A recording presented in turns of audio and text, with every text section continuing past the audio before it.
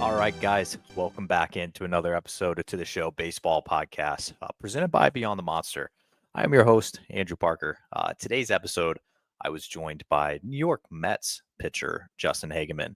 And, Hagenman is a guy that kind of runs under the radar a little bit. He spent last year with the Red Sox down in Worcester and AAA there and had a very productive year. Being a swing man for them, he was pitching out of the bullpen, pitching out of the starting rotation, multiple innings at times. Just an all around useful guy. And he's a guy that also improved as the year went on as well. And, it improved so much that the New York Mets gave him a major league contract offer for the 2025 season. So he's officially fighting for a starting rotation spot. We talk a lot about that. We did talk about maybe just a little bit of his pitch mix, what he saw, differences between the Red Sox and the New York Mets. But before I go any further, please, whether you're watching this right now, listening on wherever you are, please like, subscribe, give us a rating, do what you got to do, whether it's Spotify, Apple Podcasts, watching me on YouTube. Just anything will help. I always appreciate all the support. But without further ado, let's jump to the interview with Justin Hagenman. All right, I am joined by New York Mets pitcher Justin Hagenman. I don't know if that's as weird to say as it is for you to hear, but Justin, I wanted to start this off. Obviously you're in a new organization for third time now in your career, and obviously you're off to a start in big league camp there in spring training. But how have you been? How has spring training been for you? It's been good. It's been, I feel like I found the right fit for me. Obviously, this is my first time in free agency, so I've been on a couple teams now at different orgs, but this is the first time I kind of got to pick where I landed, and I think it was the right choice. And so far, so good. Spring's been good, feeling good. Had a good off season. Came in ready to go. And yeah, a couple outings under the belt, and it's been good. It's kind of new team for the first time. It's like getting to meet everybody, so you get past all that and kind of get to pitching. It's good. It's been going well. Yeah, you kind of just said something there that I wanted to ask you about. Obviously, it was the first time in free agency and where you actually got to pick where you wanted to play. And, obviously being being drafted and being traded, it's kind of, you don't really have a pick per se. So, for you going through spring training, going through the off season, being a free agent, how was that process like? I guess, how, were there a ton of teams that you were talking to and you got to like choose from it? Or like, was it, you knew early on once the Mets were interested, you're like, that's where I want to be. Like, how did that go for you? So I had no idea how it was going to go. Obviously, my first time, I had no idea if there was going to be a couple teams, no teams. Had no idea what to expect. And then day one of free agency, a handful of teams reached out. And then I guess the first couple of days, I had a handful of offers. A bunch of teams were reaching out, so I was like, all right, we're in a good spot. And then me and my agent just talked about it, and got to the point where there was a couple big league offers to choose from. And yeah, well, I kind of talked to a couple of the coaches from each of the teams. I was kind of narrowed down between, um, and their philosophies and what they saw in me, and that kind of thing. And yeah, it was like I said before, it just seemed like a good fit. Let me be myself, and yeah, it's like I said, so far I feel like I made a good choice. For a guy as well like yourself that you were at the AAA level the past couple seasons, and you haven't made the MLB debut yet, and for you to get a big league offer by the Mets and during the off season, like how like important, and how I guess the word I'm looking for is like, was it a gratifying feeling just knowing that like, okay, like the work that I put in the last couple of years, you had a lot of success at the AAA level, and you come out of the bullpen, you've done literally everything the teams have asked you for. I mean, I saw it last year in Mhm. Worcester. You started 15 games and you came out of the bullpen. You were swing man. I mean, you really did everything the team asked you to do. Yeah, yeah. So for you in this offseason, just getting like that sort of opportunity to be in big league camp and be on a major league deal, like how important was that for you? Yeah, I mean, I guess it's just like there's two things. Like the opportunity is amazing, obviously, and it's kind of like you get over that. There's always that obstacle if you're not on the roster. There's always that obstacle. Like, all right, how are we going to get you that spot? So it's um, just kind of getting past that obstacle, like, and signing the deal is like just what more could you ask for? Because then it's like, all right, if you're performing, then you have a shot. Before it's like sometimes you're performing but you're not on the roster and it makes it just that much harder. So that was a really big thing. And then yeah, the fact that they were willing to do it, um, just like yeah, like you said, the couple years I've had of success and proving myself a little bit in different ways at the AAA level. Just noticing, realizing that people had noticed, and it feels good for sure. Um, and then yeah, just like not stopping there and being able to keep going with it is an important thing. So I have to ask this question. Was a return to the Red Sox ever in the cards this past offseason, or were they not involved? We no, they were actually we didn't they didn't reach out. We didn't talk at the end of the year or anything. So it was yeah, it was never neither them nor the Dodgers. So like the two teams that I've been with, it was just kind of not them. And then find your new home. There's a bunch of teams that I played against. Like I played against Syracuse a plenty. Bunch of teams I played against. So yeah, it was new. It was going to be a new team no matter what, and yeah, it worked out. So now let's focus on obviously you being in Mets camp. You've already gotten 2 appearances under your belt, scoreless appearances, by the way, which is pretty cool. What have you? I guess just what are your takeaways so far from being around new teammates there with the Mets and being around a new pitching staff and development and pitching coaches and everything? What have been some of your takeaways so far with the Mets camp? Yeah, I mean, obviously they have a great thing going right now. The momentum they had last year, you can feel it. You can feel that they were progressing forward. They're moving forward, and then obviously with the signings they made, it's like, all right, we're in. And you could tell all the guys here. It's like they realize it. They realize that it's kind of that winning feel. So that's it's cool to be a part of. That's nice. And then like you said, the staff is all new, so it's like you have to build new relationships with everyone in that aspect too. So still learning. They're still learning me a little bit. I'm still learning them, but I think I touched on it before. But it's they're gonna let me be myself and push me to be a better version of that, and kind of just optimize what I'm doing, um, and just push in the same direction, I guess, which is a good feeling.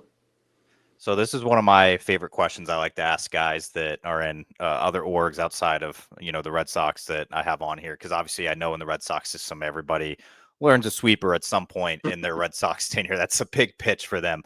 So when you did join the Mets, what did they talk to you about the arsenal at all? Like, hey, we want to see you. We think you could throw this. Like, what did they? I guess what have you added anything? What is that looking like?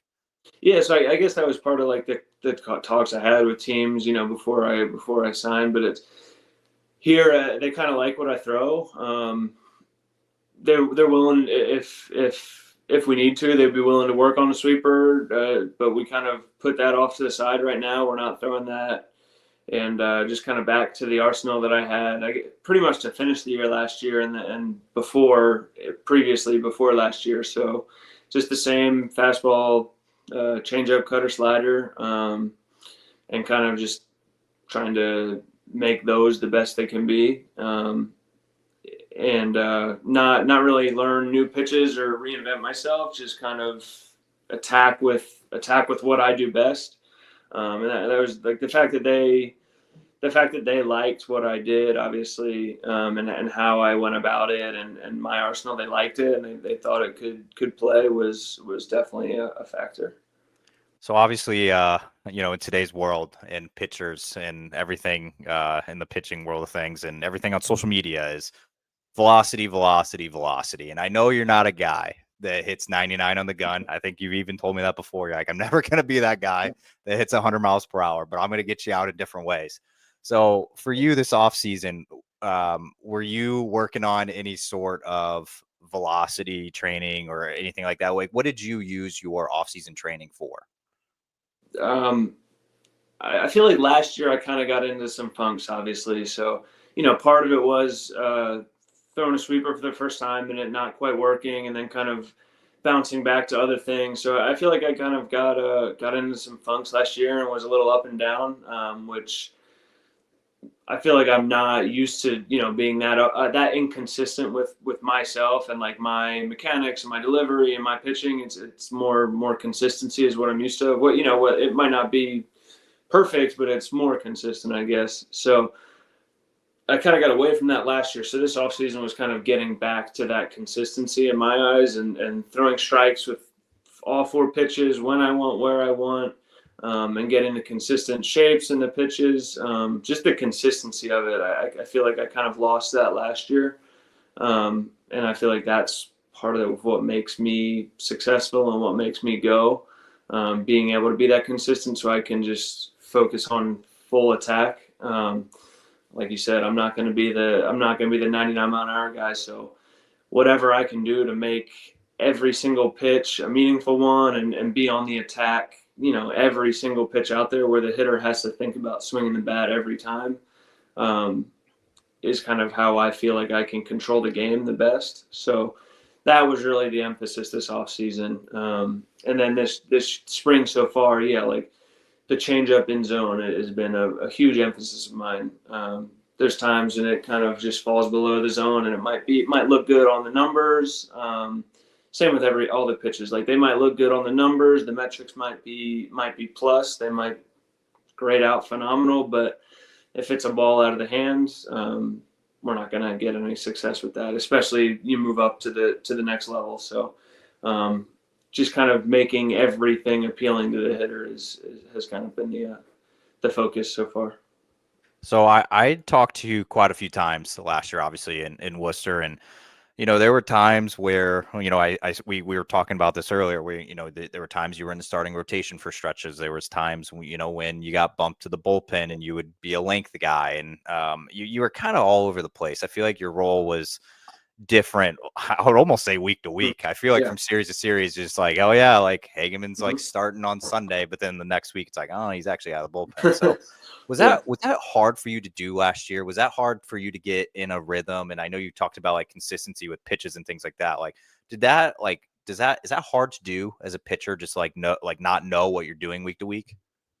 Um, I don't know if it's hard. It's not easy. You can't build that perfect routine. I didn't find it terribly like chat like it did. I don't think it made me worse. For it, I think it actually ultimately made me better to be able to do that role. Going into my free, I didn't know like what the next thing was going to be. I didn't know if I was going to be starting. I didn't know if I was going to be out of the bullpen. So that actually did prepare me as good as possible. And teams reached out for everything, start, relieve, long relief. So that kind of helped in that aspect. It's hard. Like you can't, like I really had to work with the guys last year, the pitching coaches, the strength coaches, the trainers, like it's new every week. So you can't get on the normal, 5-day rotation as a starter and with the lift day 1 and lift day 3, like you can't do that. So you kind of had to do it literally outing by outing and do it that way. So I think the communication and working with those guys day in, day out, like to do it day by day instead of week by week and long term was like kind of just the biggest takeaway of it. The pitching aspect, I feel like I was kind of always in that. Even if I was in the bullpen, it was a long relief, so I was facing guys twice anyway. I guess when you're starting, you might face somebody 3 times. So the pitching aspect was similar. It wasn't like I was doing something. I wasn't going out pitching 3 times a week for 1 inning. So it was always that long relief role. So I don't think the pitching aspect changed too much. But like I said, that day in, day out stuff where you don't really know it kind of just depended on the relationships and the communication there. You had mentioned that, you had teams reaching out to you for both, like for everything, Mhm. pretty much. And, with you ultimately choosing the Mets, like, was it because they were like, hey, we see you as a starter, we see you as a elite bullpen guy? Like, what was their pitch to you for you to sign there? Um, I didn't know it was gonna be full start. Like now, I'm on a full starter schedule, full starter routine on the 5 day right now, and that's the way they see it going forward. So they said that was definitely a possibility. The opportunities to start games in the major league was very attainable, and they see that for me. So yeah, that was everybody wants to start if you can. It's obviously better to start than be a long relief guy. So um, yeah, that was definitely a pretty big factor. So you know, something unique about AAA, and obviously you've gotten a taste of it over the last couple of years, is you share a locker room with guys that range from 10 years of MLB experience to guys that are top prospects or that are career minor leaguers. It ranges all Mhm. across the board. But now for you in big league camp, and obviously sharing a locker room with a lot of guys that have done it at the major league level for a consistent amount of time. There's guys like Clay Holmes, Sean Manaea, Paul Blackburn. There's a bunch of guys that have been around the league for a while now. Um, have you had the chance yet to maybe learn anything from any of the guys that are veterans on the team? Or, I always hear like, in AAA and things, it's like always your catch partner, like having a vet that's your catch partner. You're learning grips, you're learning anything. Like, what have you taken from some of the veterans so far? Um, yeah, I mean, I've had a handful of conversations with multiple people. Everyone obviously is willing to help. It's not like nobody's like too big league for anybody, which is a good feeling. It's kind of like everybody's on the same level. But yeah, I feel like the thing that I'm like trying to perfect right now is that like 5 day, 6 day rotation, whatever it is, and how we get to feel our best every day and what we can take out of each day. So that's kind of the thing that I've kind of been picking the brains of the other starters about, and how they attack it. And the more innings we get, like right now you're throwing 2 innings, so obviously it's easy to bounce back. 3 innings, it's easy to bounce back. But like when we get to our full pitch counts, like build that schedule and that routine out. So that's kind of been the one thing that I've really tried to pick a couple people's brains about. But yeah, then other than that, like every day you're always trying to learn pitching. You're always trying to learn grips. You're always trying to learn what works for some of these guys. Like you said, I mean, some of these guys have done it for years and years now. So at the highest level, so it's like obviously it might not even be something they do, but something they've heard from somebody.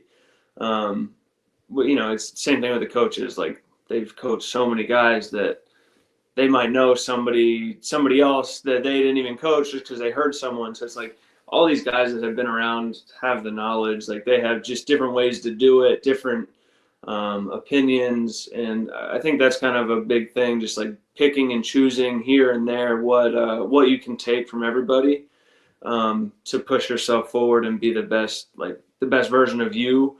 Not really just cookie cutting and like I'm going to do this because they do that, and everybody's going to do this because that's just um, that's the group we have to go with. So it's like the best thing you can learn from each person, I think, is what I've taken away. So I got one more teammate question for you, and I know you've been around a lot of talented guys throughout your career. Obviously, you being in camp last year with the Red Sox, and the guys they had, and then obviously just being in the Dodger system. I know they have Mhm. a lot of talent year in year out, but you, whether you're throwing live BPs to some of these guys and the offensive talent that the Mets have. I mean, they got perennial all stars like Juan Yeah. Soto, Francisco Lindor, Pete Alonso. I mean, I could go on and on. Like Mets will have a pretty good lineup this year. How cool has that been to kind of just have them step in the box against you? Either in live VPs or just seeing them hit while you're pitching out there. How cool is that to see like such a stacked lineup? You're like, I would love to pitch in front of that lineup. Hmm. It's gonna be good this year. I can just like you see you watch these games, and they're gonna have a good lineup. I'll say like that first game, the first game of the spring. I was throwing in. I was in like the fifth inning, so it's like that first game. Soto comes up and hits a home run. It's like you can't really. I mean, not that it doesn't matter, but it's like, wow, like, and you're obviously not getting your money on a spring training at bat, but it's like it's too perfect. It's like it's just too, it's just so impressive what he's able to do. And like you said, you named a couple guys, but it's a deep lineup. It's a lot of good at bats, a lot of veterans who have been around, mixed in with some young guys. So it's like they have pretty much everything on the offensive side to have success for a whole season, not just like a short stretch like they did. I mean, when you throw in hitters, like you add Soto to any lineup, it makes everyone that much better. It's dangerous. And then like signing Alonso back to be a power guy, it's like those things are that might have been underrated, but it's like that could make a whole difference when you're 1 through 9 now, and it's like you have a deep lineup. Holy cow, you can't get through the middle of that order without really stressing. So it's like, yeah, having that on your team, and like I said earlier, the guys, it's not like they're like big leaguing anybody. So it's a good group of guys too. It's a good feeling. You signed before Soto, right? Yeah. I signed like the second week, and yeah, he Okay. waited a little bit. So yeah. Was that what were you a little like when you saw that initial like notification come through? Were you pretty shocked, or was that like, oh, well, now let's go? Uh, I feel like they were. I feel like they're in win mode. I kind of saw it coming. Like from everything I heard, it's like they're gonna do what they can to win. They're gonna do whatever it takes. And yeah, that's just like putting your money where your mouth is. Like they're gonna do whatever it takes to win. So that's kind of the messaging they gave me. They gave everybody, like they put out to the media. So I wasn't very surprised. I was happy when they got it done. Obviously, it's like you don't got to face that guy except for Yeah. these spring training games. So it's like that's a good feeling. All right, I got a couple questions left for you, and then I'll let you slide here. But I wasn't even thinking about this, but you're a New Jersey guy, so you're going to be a lot closer to home if you happen to be on the opening day roster and pitching at Citi Field there in New York. And is that how much does that mean to you? Obviously being maybe closer to family and maybe having some friends from back home be able to come to your potential MLB debut, like. Was that a factor when you signed and, just being closer to home? Yeah, absolutely. Some of the other teams I was talking to are like way out west. So it's like, if you're choosing, it definitely plays a factor. Obviously, you're going to do, like I was going to do whatever it took to get to the major leagues. Like if I thought another team was a better opportunity to get to the major leagues, that probably would be where I would end up. So it was like the perfect storm. It was like, all right, this team is what, an hour and a half from home, and I feel like there's a good opportunity for me to pitch at the major league level. So it was the perfect storm, and it's just family being there, friends being close. We play. I've lived closer to Philly, so it's like the same division as the Phillies, even, and it should be cool if that day comes, and when that day comes, to pitch just in the area. Um, like I said, I've never pitched that close to home. I guess it's like AAA. We're in Lehigh Valley. That's a couple hours from home, but um, pitching in the area, being in the area, having family, being able to like even just being on the same time zone, watching games. It's if it's 10 o'clock for a 7 o'clock start on the West Coast, like stuff like that, you think about a little bit. Yeah, it's definitely a factor. And then to double down, it's like I'm living at home right now for spring training. So it is a little bit of a That'll help. commute, but I get that extra month and a half at home. So it's like it was like the perfect storm. It kind of all came together and worked out really well. You can lie to me on this question here, but did you grow up a Phillies guy or a Mets Yankees Yeah. guy? No, I was Philly sports, all Philly sports growing Okay. up.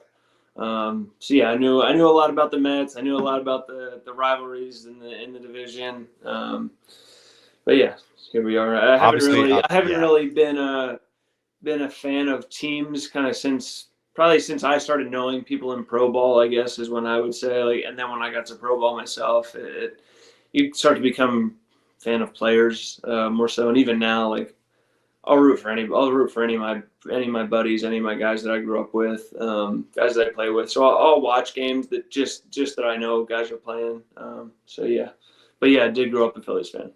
Okay. Yeah. I obviously I know you're all Mets and the parents are all Mets. Everybody's all Mets now. I know that, but Yep, yep, I did have to ask because I knew you kind of grew up in that area where it's like yep. kind of close to Philly, but like kind of close Uh-huh. to New York City. So I don't know where I the can still lines be an are. Eagles fan though, so we're good there. Ooh. Did you what'd you do for the Super Bowl? Watched it here, watched it at my house here. Yeah, it was a good feeling.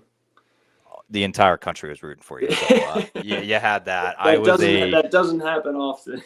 No, I was a New England Patriots fan rooting for the Eagles in a Super Bowl. I Yeah, thought something weird was happening, but no, I'm very it's a happy about what. good feeling, and yeah, I was happy to we get that for a whole year now. So Yeah, no, everybody was happy about that. All right, I got one question left for you here to finish us off.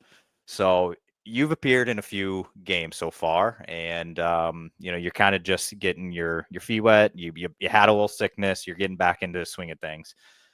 Um, spring training is over in 3 weeks from now. I think it is. It's creeping up on us. Opening day is right around the corner on the 27th, I think, or 26th. I'm not sure when, but it's coming up. For you, what would you say would be a successful spring for you? Is it something statistical? Is it something physical? How would you calculate a successful spring training for yourself? I think this year is different. Like first time I'm building up as a starter, so I think it's got to be a little different for me. I think what my goals for this spring are is to go out there and feel comfortable going, whatever it is, 5, 6 innings, and bouncing back and recovering and not getting gassed by the end of it, just to be ready for opening day. I think like previous years, when you're only throwing 1 inning, 2 innings in spring, it's like, yeah, I want to go out there and not give up any runs and dominate and prove that I can be as good as I can. But I think this year it's kind of has to be that like I need to be ready to go 5, 6 innings and prove that I can do that at that. So I can be ready if my name is called opening week, or if my name is called to go to AAA and do that there, just to prove to myself and prove to them that I can do that and not get tired and not because I've kind of built up just naturally through the season. So it hasn't been like I've never done that in spring training before. So I think that's the biggest thing for me this spring. Well, Justin, we're gonna be looking out for you, obviously, the rest of spring and to where you break camp and what your role is, or nothing but we're rooting for you, and we'll see how it shakes out. But thank you so much for hopping on. I Mm-hmm. definitely appreciate the catch up as always. Yeah, thanks, Andrew. I appreciate it. Thanks for reaching out and thinking of me. Yeah, I appreciate it.